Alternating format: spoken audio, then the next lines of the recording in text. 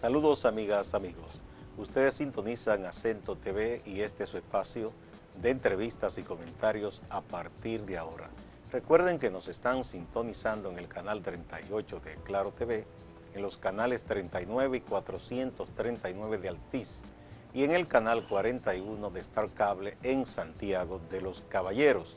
También en las páginas acentotv.do y acento.com.do. El tema de este día, a partir de ahora, el pacto eléctrico. ¿Qué es y en qué etapa se encuentra esta importante iniciativa del Estado Dominicano? Y tenemos un invitado muy especial, al ingeniero Radamés del Carmen, administrador general de Edesur Dominicana, ingeniero eléctrico con especialidad en gestión del negocio eléctrico de distribución corporativa. Más adelante se va a incorporar al panel el doctor Max Puy, que es presidente del partido Alianza por la Democracia, quien tiene una voz disidente respecto a esta iniciativa.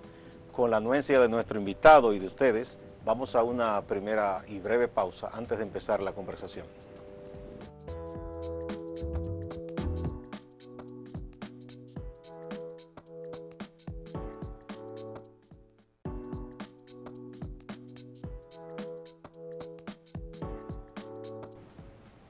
Muchas gracias por permanecer a partir de ahora. Ingeniero Radamés del Carmen, usted ha estado trabajando en el sector eléctrico hace muchos años y como tal, toda esta etapa de discusión de esta iniciativa del pacto eléctrico ha sido un testigo y un protagonista de excepción, vamos a decir, o un participante, ¿verdad? Así es. De excepción. Nos gustaría que nos explique por qué el Estado Dominicano, como así lo ha anunciado, entiende que ya llegó el momento de firmar el pacto eléctrico. Muchas gracias, Olivo, por la oportunidad. Tuvimos 3 años discutiendo este pacto. Digamos que fue el momento en el que se recogieron todas las propuestas de todos los sectores y luego se pasó a la fase de discusión y digamos, de ponernos de acuerdo en qué cosas, en qué temas nosotros deberíamos hacer este gran pacto. Como sabes, el pacto eléctrico es parte de la estrategia nacional de desarrollo, la ley 12-01, que establece que los grandes temas nacionales que están pendientes de discusión deberían ir al pacto. En este sentido, todos sabemos que se firmó el pacto por la educación. Este pacto eléctrico es el segundo y el tercero es el pacto fiscal. Fíjate, desde el punto de vista de nosotros, digamos, como bien dice, he sido un testigo un protagonista. De primera fila. De primera fila, porque he estado en el sector y me ha tocado un poco ver la evolución del sector eléctrico y ser parte de ello. Desde el punto de vista mío como técnico, yo lo vi como un buen ejercicio democrático porque a sectores que regularmente no tienen esa oportunidad que tenemos nosotros de trabajar en el área eléctrica, se le dio la oportunidad de que fueran parte de esto. Y en ese sentido, los temas fueron transversales. Uno de los grandes temas del pacto fue el tema de generación, así como se conforman los sistemas eléctricos de potencia. Uno de los grandes temas fue el tema generación, el otro fue el de transmisión, el otro fue el de distribución y los temas que cruzan a ambos, que es el financiero y los temas de leyes, las leyes y regulaciones. Fue un periodo de 3 años de discusiones en donde se hizo representar cada sector, tenía sus protagonistas y además las representantes de los 5 grandes sectores, digamos, de la sociedad, como es el Estado Dominicano, en este caso el gobierno, el sector empresarial, el sector social, el sector laboral y lo que son también las organizaciones sociales.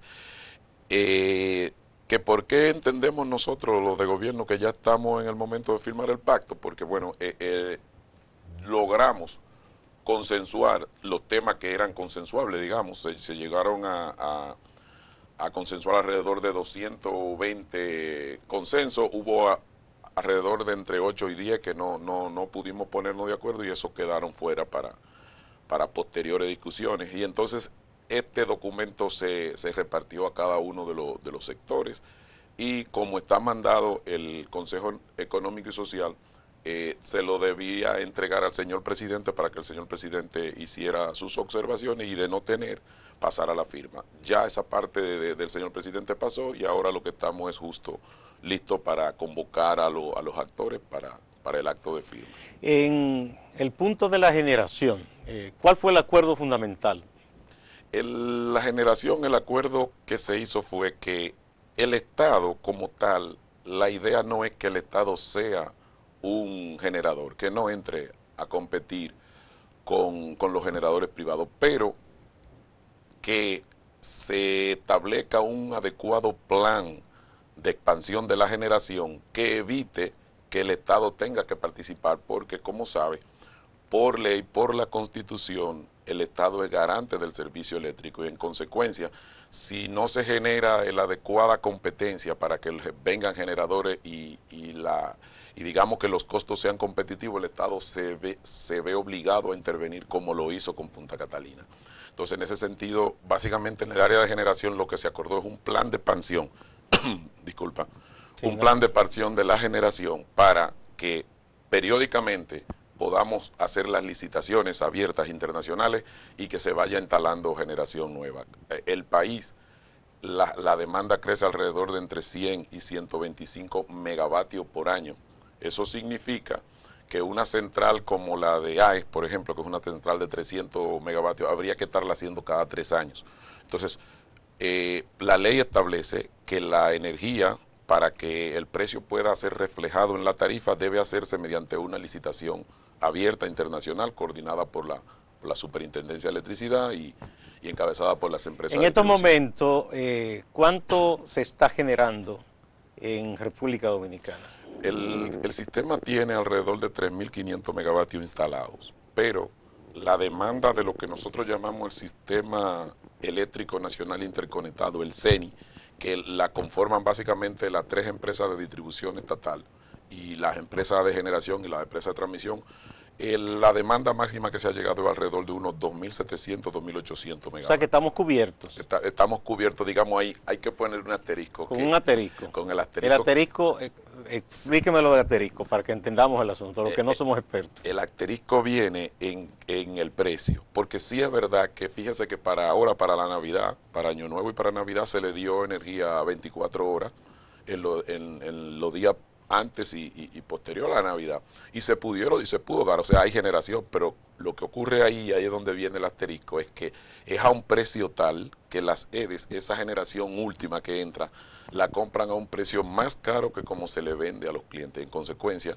genera un déficit. Y es esto lo que justifica la inversión que está haciendo el Estado en Punta Catalina, porque con esos 700 megavatios, digamos que nosotros vamos en una condición de poder darle energía 24 horas a todos los circuitos una vez terminemos los planes de reducción de pérdida y que el precio a que la EDE compremos energía tenga un margen de venta en su precio final al Bien, ingeniero, vamos a empatar 2 cosas. Usted me ha dicho que el precio al cual compran las distribuidoras a las generadoras, así ¿verdad? Sí. No compensa lo que paga el usuario.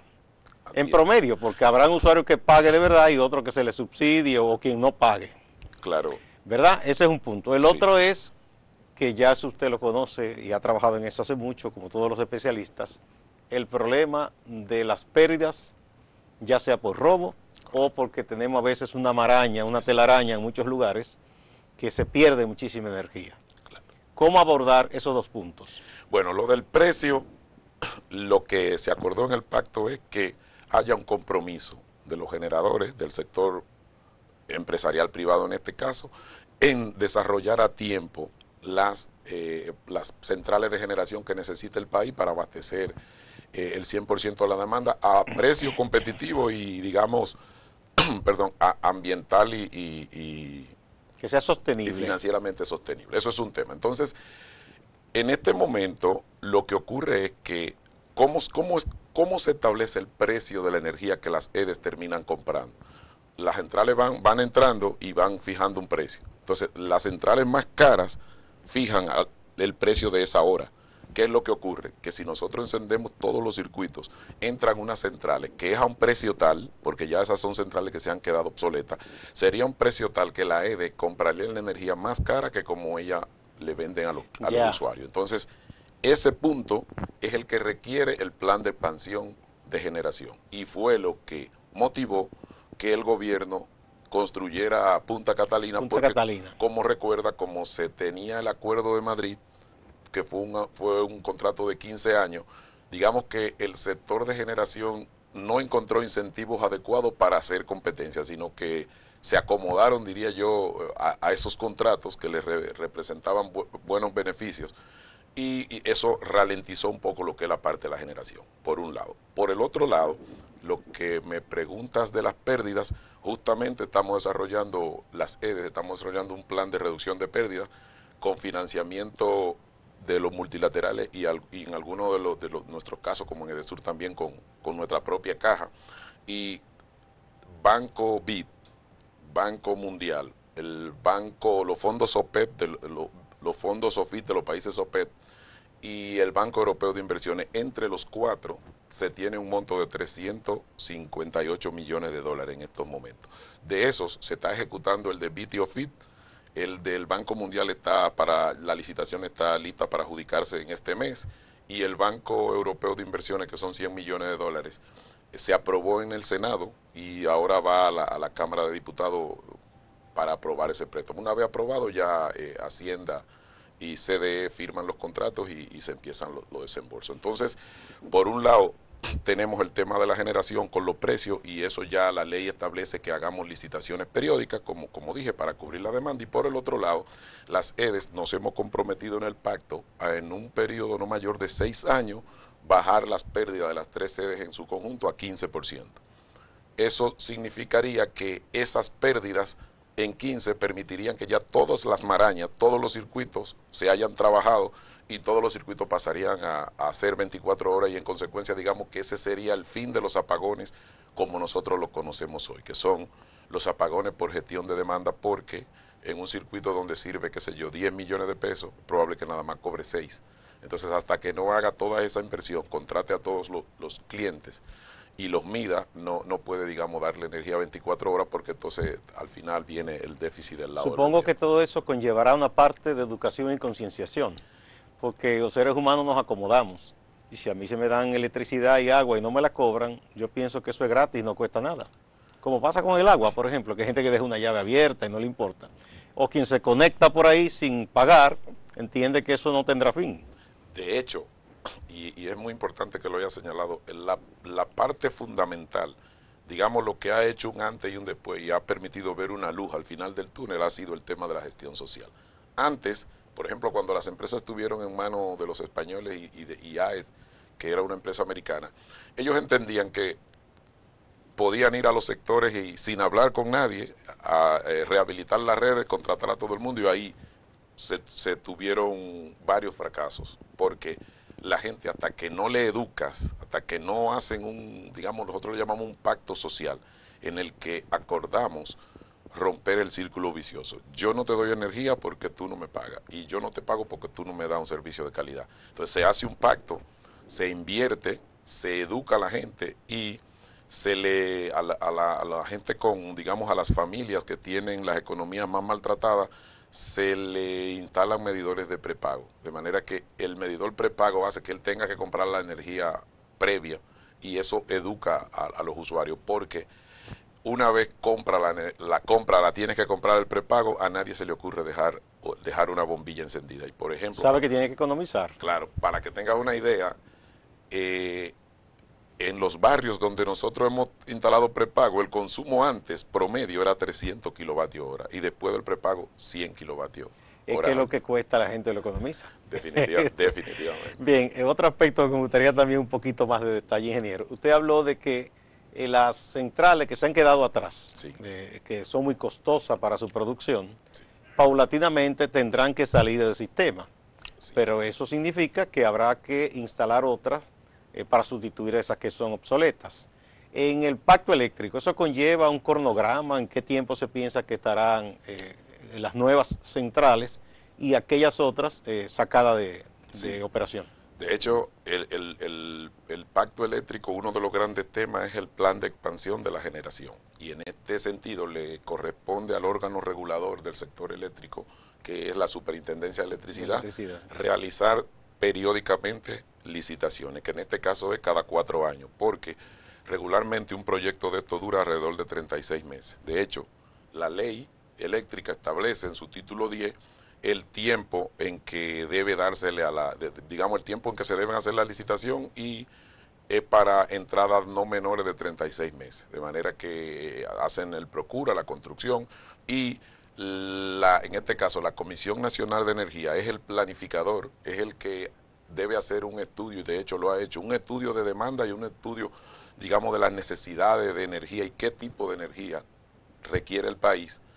Y ese plan que hace la Comisión Nacional de Energía, entonces le toca a la superintendencia convocar a las licitaciones, porque como decía al principio, la ley establece que para que el costo de una energía, de una generación, se traspase a la tarifa, debe haber sido fruto de una licitación, porque no se permite, ya la ley no permite, que dos se sienten en un cuarto, hagan un contrato y luego se lo traspasen a la tarifa. Y eso es parte de lo que se ha acordado en el pacto eléctrico, y ya de hecho acabamos de hacer la primera licitación que se ha hecho en la historia de República Dominicana en el sector eléctrico, que fue la licitación de corto plazo para contratar la energía de las centrales que existen hoy, a raíz de que se terminó en el año 2016 el Acuerdo de Madrid. Sí. Ahora, en estos momentos, yo como administrador de una de las distribuidoras soy parte del comité de licitación, y en estos momentos ya estamos terminando las bases de licitación para la licitación de largo plazo, la energía que debe entrar en los próximos 4 años, que estamos previendo que probablemente sea a gas natural. Ah, bien, iba a esa parte, porque hoy día no se puede contar con un solo tipo de material de generación, ¿verdad? Porque uno no sabe a veces si hay problemas con el petróleo. Punta Catalina es con carbón, que es un material abundante y no es un precio tan alto, aunque sí está como un entredicho en muchos países por el tema de que deja contaminación y esas cosas, hay que tener mucho cuidado con eso. Punta Catalina ha sido una inversión del Estado, del gobierno. Sí, así es. Pero por lo que usted me dice, tendrá que ser en un momento dado licitada y pasarla al sector privado. Sí, probablemente sí. O sea, digamos que en este sentido el gobierno está abierto a recibir propuestas. Lo que sí uno tiene que tener pendiente es que no cuesta lo mismo una central, digamos, la inversión que tú haces en una central no es lo que cuesta, no es lo que vale, sino lo que más valor tiene es el contrato de venta de energía que tú vayas a tener. Si, por ejemplo, Punta Catalina termina costando $2.000 millones, pero luego hace un contrato con la 3CD para venderle $10.000 millones en energía. Es el mercado, el punto de mercado. Claro, sí. Entonces ese es uno de los temas que en el pacto, digamos, nos trancó. No nos pudimos poner de acuerdo. Eso quedó pendiente. Claro, porque nosotros decíamos, está bien, nosotros no nos negamos a vender la central, pero ¿cuánto cuesta?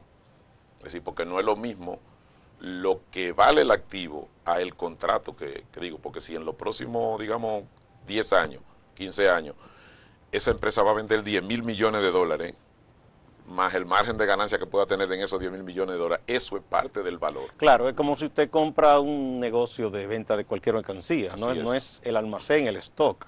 Ya hay un punto comercial, hay unas relaciones y unos clientes, una cartera, todo eso cuesta, no es simplemente local, ¿verdad? Claro, y además ahí no nos pudimos poner de acuerdo, además, porque algunos sectores, entre ellos el social, planteaban que había que vendérsela al sector social, al laboral, a la cooperativa, y nosotros decíamos, bueno, pero por otro lado el pacto planteaba que era una licitación abierta. Entonces decíamos, ¿cómo? Si es una licitación, que es una cosa que uno no desconoce, se puede excluir de antemano. No se puede excluir, o sea, claro. Entonces, digamos que nosotros construimos Punta Catalina porque en el momento en que se tuvo que tomar la decisión no había gas. De hecho, hoy todavía no aparecen esos grandes contratos de gas, porque para construir una central tú tienes que tener un contrato de por lo menos 15 años del suministro de ese combustible. Garantía de suministro. Sí, porque si no, no la vas a construir para tenerla pagada. Y en su momento, eso fue lo que nos hizo decidirnos por Carbón Punta Catalina. Pero aún así, esa es una central que se construyó con una tecnología tal que contamina menos que la planta que tenemos existentes a petróleo. Bueno, ingeniero, con su anencia, por favor, vamos a una primera pausa.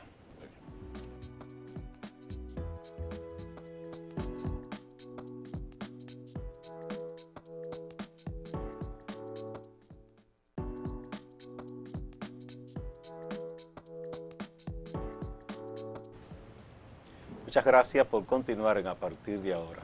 Como anunciamos en principio, se iba a incorporar en este segundo segmento el doctor Max Puy, que es el presidente del partido Alianza por la Democracia, y partido que ha tenido una posición crítica respecto a la iniciativa del Pacto Eléctrico y sobre todo al proyecto de Punta Catalina. El ingeniero del Carmen, doctor, ha ponderado y explicado las razones por las cuales el Estado, el gobierno cree que llegó el momento de la firma del Pacto Eléctrico y ha explicado las razones que llevaron también a que Punta Catalina fuera una central en base al carbón.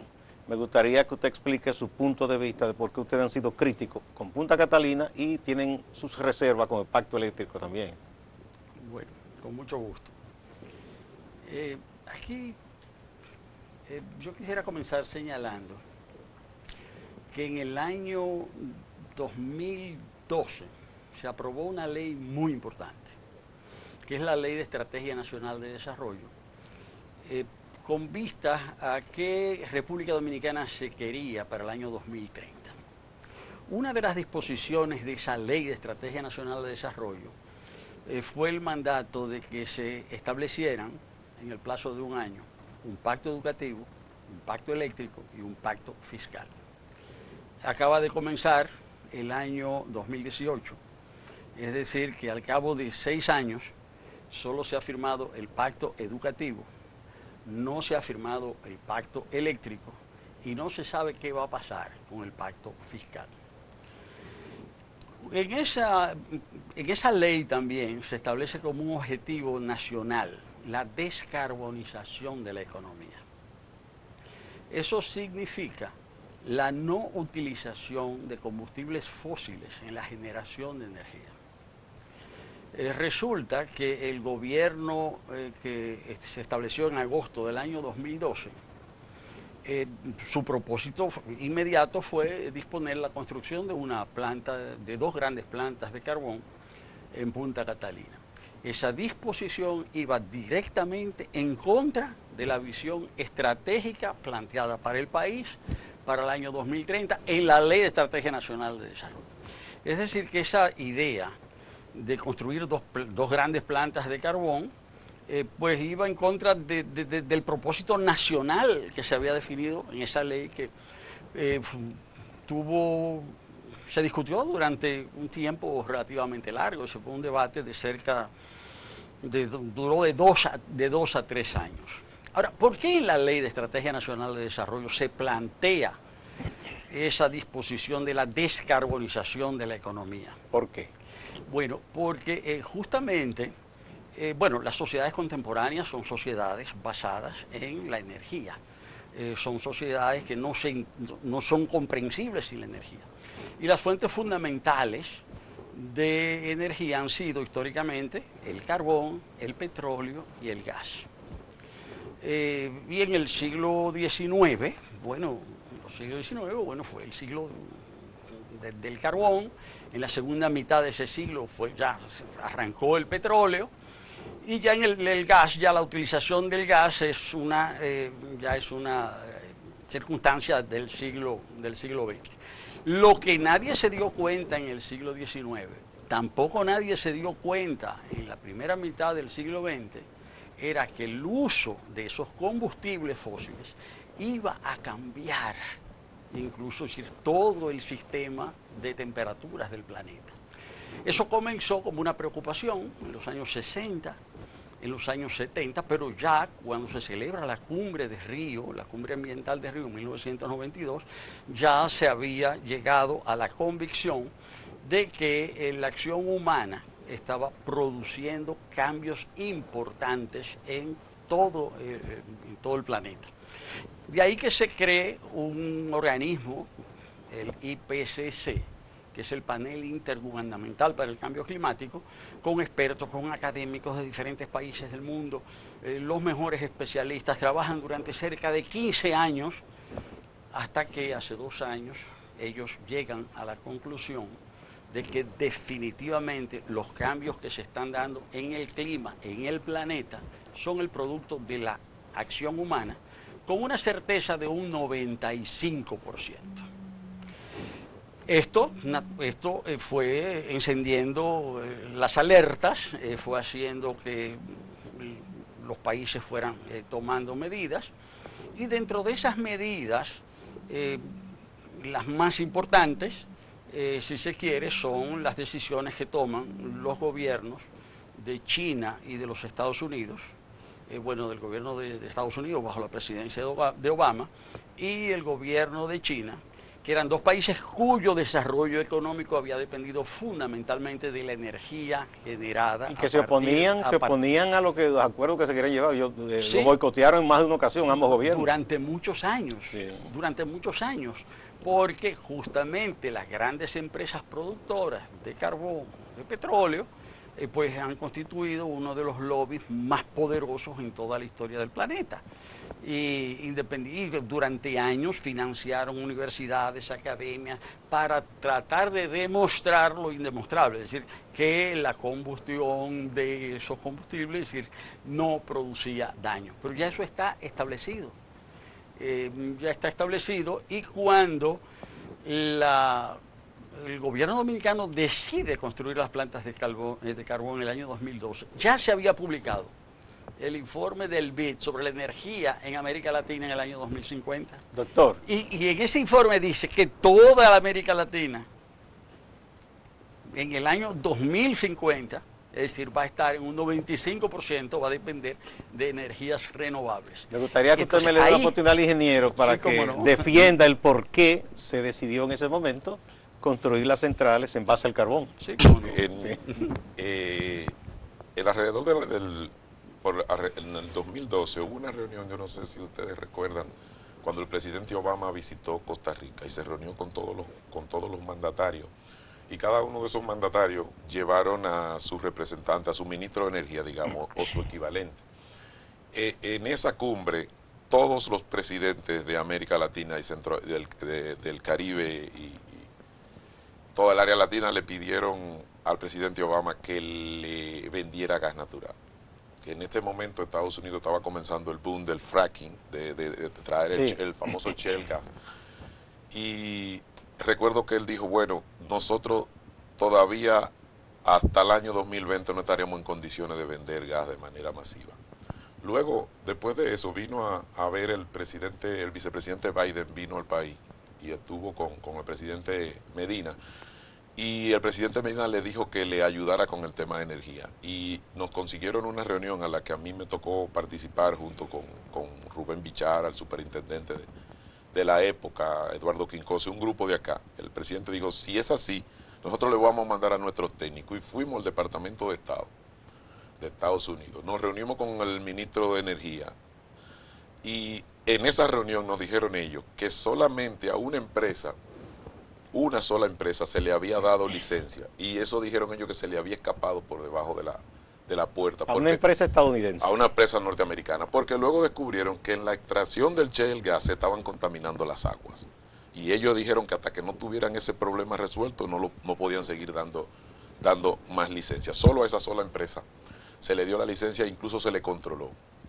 En el momento en que nosotros tuvimos que tomar la decisión de construir la central de Punta Catalina, ya había un equipo que había ido a todos los países que venden gas. Habían ido a Inglaterra, fueron a Rusia, fueron a Arabia Saudita, y no apareció en ningún lado un contrato de más de 15 años que te permita hacer construcciones, construir la planta a gas natural. En ese momento teníamos que tomar una de dos decisiones: o quedarnos de brazos cruzados y esperar que se terminara el Acuerdo de Madrid y quedar en manos de la generación existente, o definitivamente construir la central con el único combustible que en ese momento se tenía disponibilidad de un contrato de largo plazo, que fue el carbón. ¿Se exploró la energía solar y la eólica en ese momento? Sí, desde luego, porque ¿qué es lo que ocurre? Que esos países que hoy llevan el boom de las energías renovables ya tienen sus problemas resueltos de energía. ¿Cuál es el problema de República Dominicana? Que República Dominicana no tiene todavía el problema base resuelto, porque las energías renovables se desarrollan mejor donde ya el sistema se formó y van quedando centrales que ya salen por obsolescencia, porque ¿cuál es el problema de las energías renovables? que las energías renovables salen en cualquier momento. Si es solar, pasa una nube y se para. Entonces tú tienes que tener energía convencional con combustible almacenado para sustituirla. Es lo mismo que si es eólica. Si el viento se para y salen 100 megavatios, tú tienes que tener 100 megavatios de combustible convencional para poder sustituirlo, y si no, tiene que dar apagones. Entonces, ahí hay una combinación entre energía convencional y renovable, y regularmente los países que tienen resueltos sus problemas eléctricos son los que mejor aprovechan las renovables. O sea, en ese momento entonces ustedes entendieron que no había otra salida que no fuese construir esas centrales para que trabajaran con carbón. No había alternativa, porque obviamente del petróleo queríamos salir, porque la matriz era alrededor de 55% en base a petróleo, y era lo que ustedes recuerdan, que llevaba el déficit del sector eléctrico alrededor de 1.300 hasta 1.500, y en algún año fue cerca de 2.000 millones de dólares al año, por el tema de la dependencia del petróleo y la volatilidad de esos precios. Por otro lado, ¿qué otra opción tenía? Gas, pero no había. Y el único combustible en ese momento, el carbón. Y lo que se decidió fue hacerla carbón, pero hacerla moderna, con una tecnología de filtrado de gases que hace que esa central contamina menos que la central que ella va a desplazar. Bien. Doctor, no sé si usted quiere hacer una precisión y luego pasamos también a lo del pacto eléctrico. No, de acuerdo. Lo que acaba de señalar el ingeniero, yo he tenido la oportunidad de debatirlo con el propio ingeniero Bichara, porque desde que se tomó la decisión de las plantas de carbón, primero suspendiendo las licitaciones que ya estaban en curso, las licitaciones que había convocado desde el año 2009 la Corporación Dominicana de Empresas Eléctricas Estatales, esas licitaciones que ya estaban a punto de culminar, es decir, para la atribución de contratos de construcción de generadoras eléctricas. Eso comenzó en la gestión del ingeniero Radamés Segura.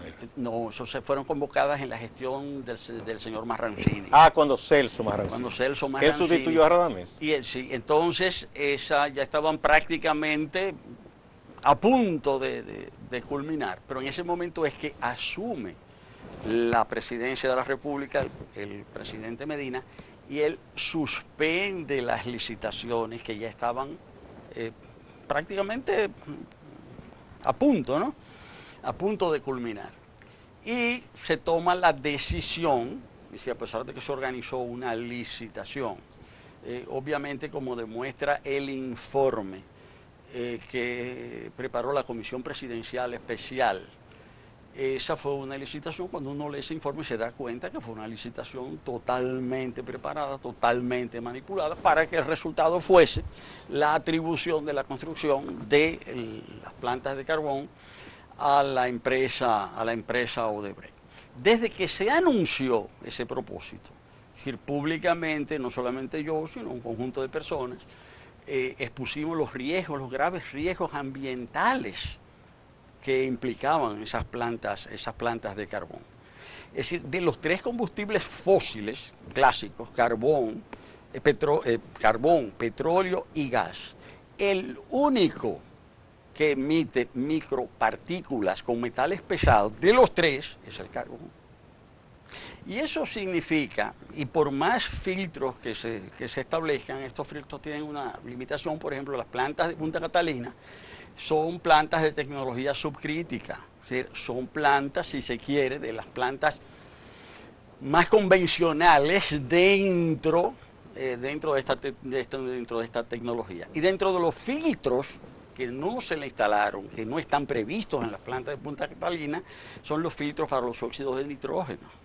Lo que quiere decir que las plantas de Punta Catalina son plantas que efectivamente producirán efectos sobre la salud humana y sobre el medio ambiente. Eso no sucede con el gas. Ahora, por eso esas plantas van a producir lluvias ácidas. Y esas lluvias ácidas, es decir, en apariencia son lluvias normales, pero que ya son lluvias que van ya con un pH muy elevado, que van a cambiar el pH de los suelos. Eso va a las aguas, eso va a los bosques, eso va a las plantaciones, eso irá a los mangos, eso irá a las cebollas de Baní, es decir, eso va a afectar. Pero sobre todo, un elemento fundamental es en qué eso afecta a la salud humana. ¿Por qué? Porque está demostrado que las micropartículas que emiten las plantas de carbón son imperceptibles, es decir, no son visibles al ojo humano, son inhaladas por las personas y tienen efectos en las enfermedades broncopulmonares y en las cardiopatías. Cuando una persona se enferme como producto de eso, ¿quién paga eso? Obviamente los familiares de los enfermos o el Estado en caso de que esas personas vayan a ser atendidas por la salud pública. Esos costos, ¿dónde son calculados? En ninguna parte, porque eso es lo que los economistas llaman las externalidades. Eso no se calcula en el costo, es decir, lo que las personas van a pagar como efecto indirecto negativo de ese tipo de acción, eso no se calcula. Ahora, ¿por qué se construyeron las plantas de carbón? Entonces, ¿por qué se decide el carbón? Uno de los argumentos, me lo explicaba el propio ingeniero Bichara, es el que acabamos de escuchar aquí. Pero hubo otras consideraciones. Dentro de esas consideraciones, una de ellas fue que efectivamente de los combustibles disponibles en el momento... Más barato también. Y que era más barato, pero no es el más barato. Cuando se suman las externalidades, es el más caro de todos los combustibles. Pero hay que tomar en cuenta, y déjeme hacer un poquito abogado del diablo. Sí, doctor, cómo no. en este momento, Adelante. En ese momento, cuando se anunció, yo recuerdo, el petróleo estaba por encima de $100 el barril. Y parecía que en ese momento el país no podía soportar seguir comprando petróleo a ese precio. Sí, pero también se decía que eso iba a permitir, entre todo lo que se dijo a favor de las plantas de carbón, que se iba a generar combustible a 5 centavos de dólar el kilovatio. Ya se está diciendo que no va a ser menos de 11, y con los costos incrementados de Punta Catalina, ya no se sabe cuánto van a ser. En Chile están generando energías renovables a 2 centavos el kilovatio. Sí, bueno. Entonces, ¿y aquí qué pasa con las energías renovables? Que incluso ahora, en las licitaciones que se están convocando, es decir, para venta de energía, hay exclusiones para las energías renovables. Es decir, que hay disposiciones expresas a favor de los combustibles fósiles. Bueno, el ingeniero le corresponde ahora, pero tenemos que dar una pausa. Cuando retornemos, usted tiene la palabra, ingeniero. Sí. ¿Cómo no?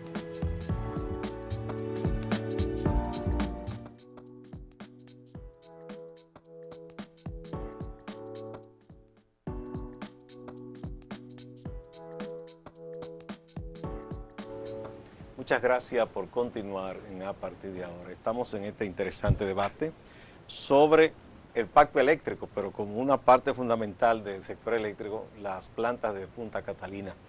Estamos con el ingeniero Radamés del Carmen, que es administrador general de DESUR, y con el doctor Max Puy, del partido Alianza por la Democracia. Bueno, el doctor se ha centrado más en lo de Punta Catalina y ha explicado las razones por las cuales él objeta, y su organización, que se haya decidido por el carbón. ¿Qué responde usted, ingeniero? Yo pienso que no se evalúa, digamos, vamos a llamar, voy a tomar prestado del doctor el término que él llama las externalidades. Cuando tú tienes lo que nosotros tenemos acá en República Dominicana, que en cada edificio residencial hay una planta de combustible fósil, o en cada vivienda modesta hay un inversor con batería de plomo. O sea, no tomamos nosotros en cuenta la capacidad de contaminación que tiene eso para la ciudad. Y para poder apalear los apagones por la obsolescencia del parque de generación y por el retraso que ha habido en el sector de generación en República Dominicana, nosotros tenemos esa contaminación por todos los lados. ¿Qué es lo que hacen los ingenieros? ¿Qué es lo que hemos hecho históricamente? Transformamos la materia prima para beneficio de la humanidad. Así se ha desarrollado el mundo moderno, así se ha desarrollado en todos los países. Todavía el carbón mineral genera el 40% de la energía del mundo. Y lo que hoy nosotros conocemos se se basó básicamente en carbón y petróleo. De manera que siempre va a ser un reto. No existe explotación industrial sin digamos, sin consecuencia. Uno trata, como con ingeniería, uno trata de minimizar el impacto, pero cuando tú desarrollas una mina, obviamente que tú afectas al medio. Cuando tú desarrollas un polo turístico, tú terminas afectando el medio. Cuando tú desarrollas una central de generación, no importa que sea de petróleo, de gas o de carbón, siempre hay efectos secundarios. Esa central, y yo supongo que el doctor tendrá esos datos, la central de Punta Catalina, en el tema de la emisión de los nitritos, está por debajo de lo que establece, lo que exige las normas del Banco Mundial. O sea, que partiendo de que con esta central tú vas a poder terminar de suplir la demanda nacional, y entonces nosotros en el plan que hemos acordado en el pacto de en 6 años, llevar las pérdidas a 15%, todos los circuitos pasarían a ser 24 horas y tú apagarías todas estas centrales que están contaminando dentro de las ciudades y retiraría todos los inversores de las cocinas o de los cuartos de servicio que ¿Y tienen. la propia Punta Catalina instalada. es posible después, ulteriormente, convertirla para que ya no genere en base al carbón, sino con otro combustible? Desde luego que sí. Recordemos que Itabo 1 y 2 son 2 centrales a carbón, pero eran de petróleo. Fue el número 6. Ahora mismo, el doctor hablaba del precio.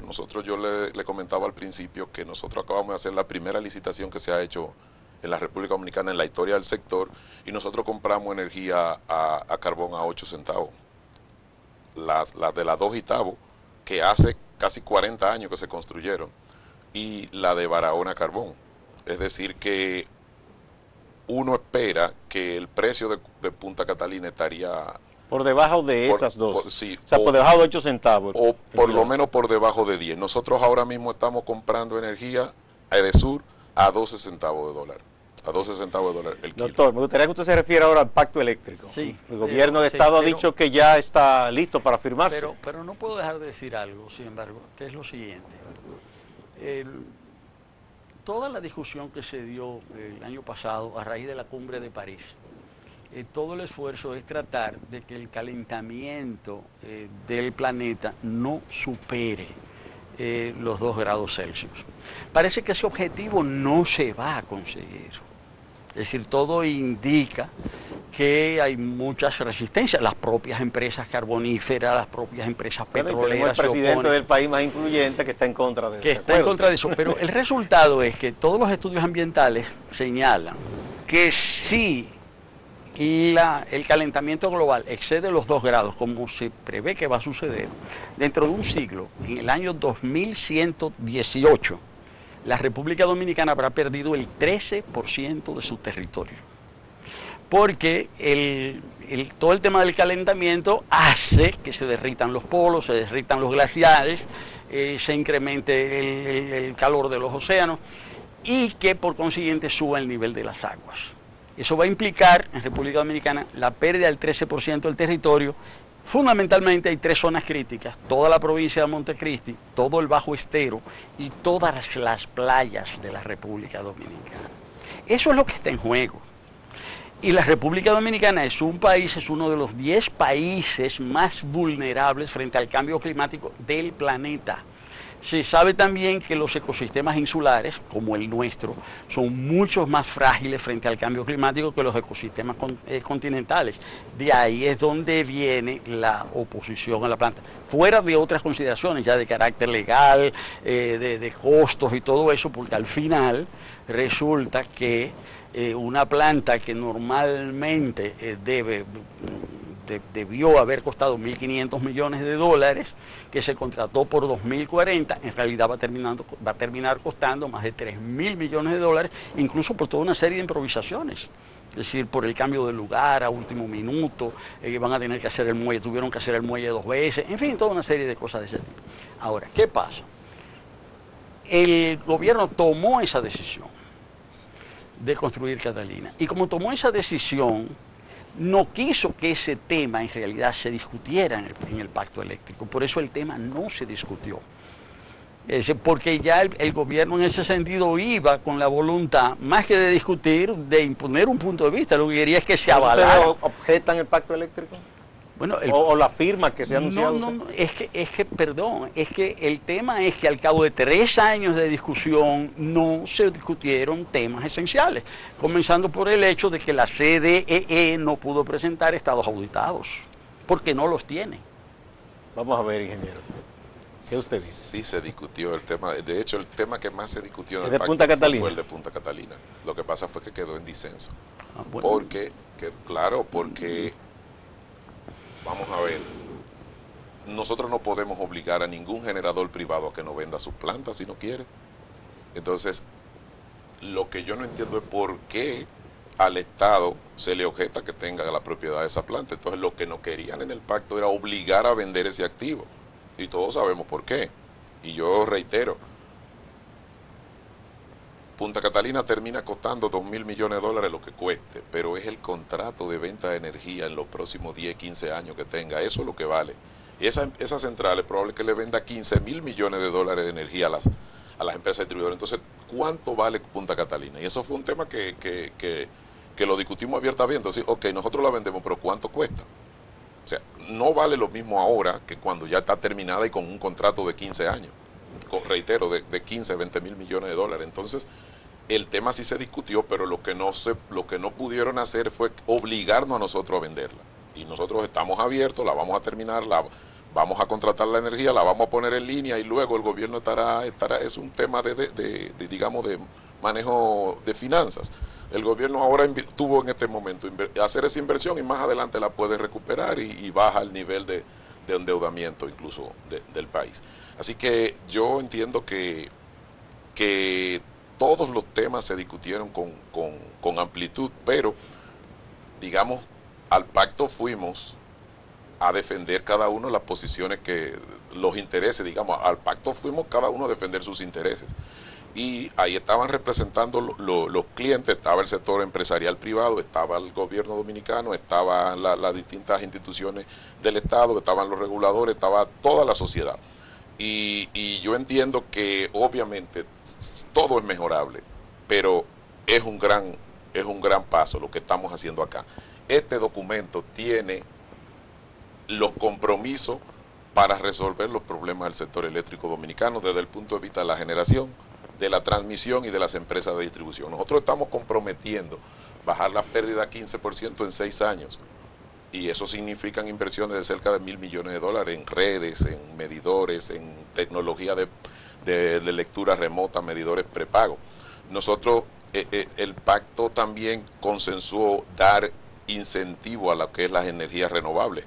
Nosotros ya vamos a tener cerca del 25% del parque en energía renovable. Si ustedes suman la energía de las hidroeléctricas convencionales que nosotros tenemos, ya tenemos alrededor de 110 megavatios eólicos por el sur, la primera central de todo el Caribe y de solar de 30 megavatios en Monteplata, la de biomasa de también 30 megavatios con el bagazo de caña en San Pedro, y hoy CDE tiene contratos firmados por alrededor de 450 megavatios más de energía renovable entre solar y eólica que se están desarrollando. De manera que yo entiendo que este pacto compromete a todas las fuerzas para que nosotros no volvamos a caer en lo que fueron los últimos 15 años. Pero no todo el mundo estuvo de acuerdo, ingeniero, porque por ejemplo el sector social se negó a firmar y por lo menos una de las asociaciones de empresarios, que es la de Herrera y Santo Domingo, también criticó que se quisiera ya firmar el pacto y sostuvo posiciones disidentes también. ¿Qué pasó ahí? No, pero si me permite, lo que ocurre es que... Y después vamos con el doctor. Lo que ocurre es que aún dentro de un sector, nosotros somos el gobierno, y dentro del gobierno... Hay diferencias. Hay gente que son estatizadores y otros que son más sector privado. Sin embargo, ¿cuál es el problema de estas asociaciones que estuvieron en la discusión todo el tiempo? Lo que pasa fue que ellos condicionaron la firma a una cosa. Cuando salió el informe de Punta Catalina, todos estaban esperando que el proyecto se parara y que se detuviera la obra. Cuando no salió eso, fue que se terminaron de ir. Porque cuando cuando sale el informe y además el gobierno toma la decisión definitiva, cuando fuimos hasta el último nivel, ¿vamos a vender Punta Catalina? No, en este momento no. Punta Catalina no es objeto de este pacto porque eso es una central más, como son las dos Itabo, como es AE, la única diferencia es que la propiedad de las acciones de esta es del Estado Dominicano, y el Estado dice: nosotros, en aras de salvaguardar los mejores intereses del país, podríamos tomar la decisión de venderla o no venderla a un futuro. Pero la decisión que sí tomamos fue la de terminarla, la de ponerla en línea y la de hacerle un contrato con las 3 empresas de distribución. Doctor, el ingeniero del Carmen dice que sí se discutió. Bueno, claro, lo que no hubo fue acuerdo, efectivamente. Sobre los puntos esenciales no hubo acuerdo. Por eso lo que se va a firmar en lo fundamental es una reiteración de las disposiciones generales de la Ley General de Electricidad del año 2001. Es decir, no hay realmente disposiciones claras acerca de un verdadero cambio de matriz. ¿De qué cambio de matriz se ha hablado en la República Dominicana? Lo que señalaba el ingeniero del Carmen a su momento. Pasar de una matriz fundada principalmente en el petróleo a una matriz fundada principalmente en el carbón. Pero eso no es lo que está pasando en los demás países. Acaba de ser publicado en México el informe de la CEPAL sobre la situación energética de los países del SICA, el Sistema Integrado de Integración Centroamericana, que son fundamentalmente los 5 estados centroamericanos más la República Dominicana. ¿Y qué dice ese informe? Es decir, que la energía más cara de todos los países es la dominicana y que es el país que está más atrasado con relación a las energías renovables. En el caso de Costa Rica, es decir, el año pasado y este año generó la práctica totalidad de la energía que necesitaba en base a fuentes renovables. Nicaragua, es decir, está generando más del 60% de su energía en base a fuentes renovables. Los estímulos que se están dando en otros países también van en esa dirección. Lo que dice el ingeniero del Carmen que se va a hacer ahora es lo que se debió haber hecho hace 6 años. O sea, él dice, se va a invertir $1.000 millones. Es decir, para renovar, para bajar las pérdidas de 30 y tantos % al 15%. Pero eso era lo que había que hacer en el 2012. Esos $1.000 millones, eso fue lo que se discutió en la campaña electoral del 2012. Y las plantas de Punta Catalina, que no se mencionaron en la campaña, que nadie las mencionó, y el entonces candidato Danilo Medina no las mencionó, pero las sacó después que ganó la presidencia de la República, después que asumió, las planteó. Pero esos $1.000 millones que plantea el ingeniero que se van a invertir ahora para eso es lo que había que hacer en estos 6 años y no gastar $3.000 millones en Punta Catalina. Eso solo hubiese representado una mejoría de casi el 20% en materia de eficiencia. Ingeniero. Cuando nosotros tomamos la decisión de construir la Punta Catalina, pasamos por este análisis. Bajarle un centavo de dólar al precio de compra de las 3 sedes significaban $110 millones de déficit al año. Bajar un 1% las pérdidas significan $20 millones en la caja al año. Entonces, es obvio que con el nivel de crecimiento que está teniendo el país, es obvio que si nosotros no hacemos grandes obras de generación, el sistema iba a colapsar. Eso es obvio. Y no solo eso, sino que acá ya se garantiza que estas inversiones no sean medalaganarias, sino que sean cronogrametradas en el tiempo, porque como yo dije al principio del programa, el país está creciendo alrededor de 125 megavatios por año. 125 megavatios es del tamaño de una de las centrales más grandes que nosotros tenemos. Cada año, es decir, cada 4 años, nosotros necesitamos una... O sea, es un crecimiento en la demanda. En la demanda. Cada vez son más industrias, cada vez son más edificios, cada vez la gente vive más cómoda y cada vez la gente tiene más carga. Y ese es un tema que había que hacerle frente. Nosotros estamos diciendo acá, bajar las pérdidas a 15%, pero acá hay un compromiso de que si nosotros no bajamos las pérdidas al nivel de un 3%, tenemos que aplicarle un 2% de reducción de pérdida y transferírselo como eficiencia a la tarifa. Es decir, que para este mismo año se calculan lo que significa un 2% de todas las pérdidas, y si eso da $30 millones al año, hay que traspasárselo en una rebaja a lo que es el tema de la tarifa. Acá se consensuó un plan de expansión de la generación que la CIE tiene la obligación de hacer licitaciones cíclicas. En estos momentos, nosotros acabamos de hacer la primera licitación, he reiterado acá, compramos energía a 8 centavos de dólar con las plantas existentes. Y ahora mismo ya tenemos las bases de licitación listas para las licitaciones de largo plazo, que apostamos a que sea gas natural en lugares estratégicos de la isla. Ingeniero, ¿quién va a supervisar que eso se cumpla, lo del pacto eléctrico? Hay un comité de veeduría y seguimiento que lo conforman los distintos sectores que fueron convocados. Y es muy importante que